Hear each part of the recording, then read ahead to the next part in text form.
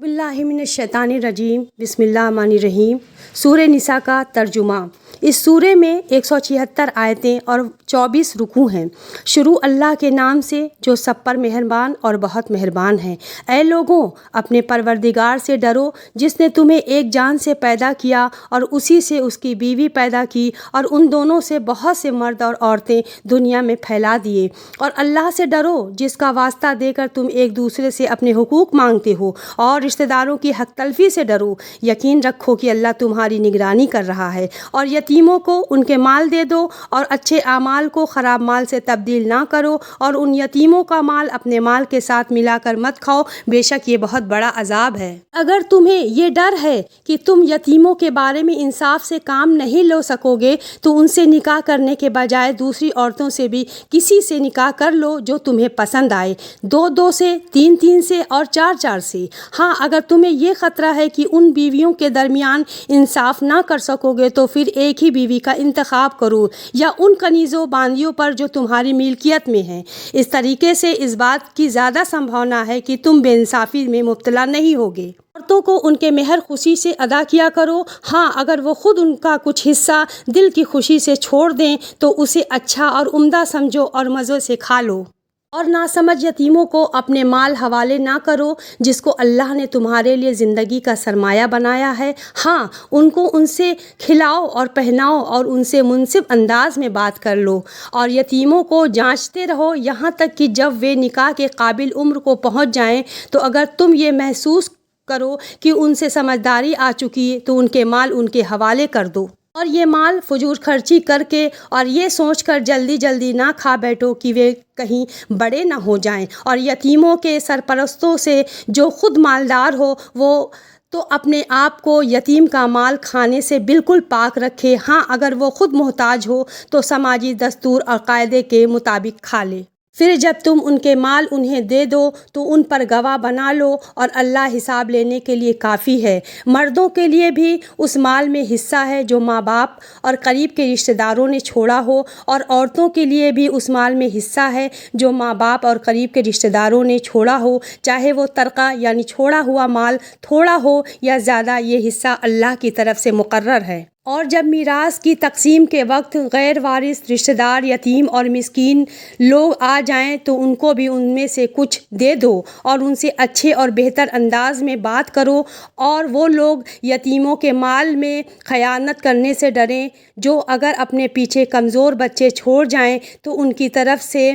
چنتا کریں،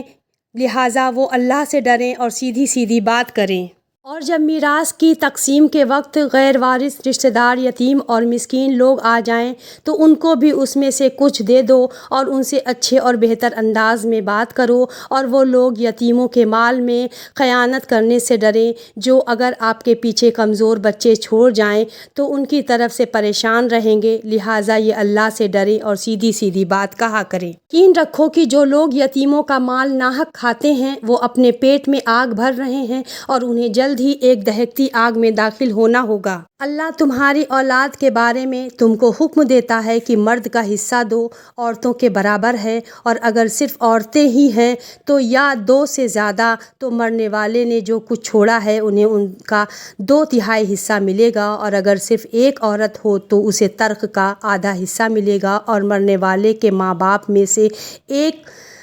ہر کو ترک چھوڑے ہوئے مال کا 6واں حصہ ملے گا، بشرطے مرنے والے کی کوئی اولاد ہو، اور اگر اس کی کوئی اولاد نہ ہو اور اس کے ماں باپ ہی اس کے وارث ہیں تو اس کی ماں 1/3 حصے کی حقدار ہے، اور اگر اس کے کئی بھائی ہیں تو اس کی ماں کو 6واں حصہ دیا جائے گا۔ اور یہ ساری تقسیم اس وصیت پر عمل کرنے کے بعد ہوگی جو مرنے والے نے کی ہو، یا اگر اس کے ذمے کوئی قرض ہے تو اس کی ادائیگی کے بعد تمہیں اس بات کا ٹھیک ٹھاک علم نہیں کہ تمہارے باپ بیٹوں میں سے کون فائدہ پہنچانے کے لحاظ سے تم سے زیادہ قریب ہے، یہ تو اللہ کے مقرر کیے ہوئے حصے ہیں۔ یقین رکھو کہ اللہ علم کا بھی مالک اور حکمت کا بھی مالک ہے۔ اور تمہاری بیویوں جو کچھ چھوڑ کر جائیں ان کا آدھا حصہ تمہارا ہے، بشرطے ان کی کوئی اولاد زندہ نہ ہو، اور اگر ان کی کوئی اولاد ہو تو اس وصیت پر عمل کرنے کے بعد جو انہوں نے کی ہو، اور ان کے قرض کی ادائیگی کے بعد تمہیں ان کے ترک کا چوتھائی حصہ ملے گا، اور تم جو کچھ چھوڑ کر جاؤ اس کا ایک چوتھائی ان بیویوں کا ہے، بشرطے کہ تمہاری کوئی اولاد زندہ نہ ہو۔ اور اگر تمہاری کوئی اولاد ہو تو اس وصیت پر عمل کرنے کے بعد جو تم نے کی ہو اور تمہارے قرض کی ادائیگی کے بعد ان کو تمہارے ترکے یعنی چھوڑے ہوئے مال کا 8واں حصہ ملے گا، اور اگر وہ مرد یا عورت جس کی میراث تقسیم ہونی ہو ایسا ہو نہ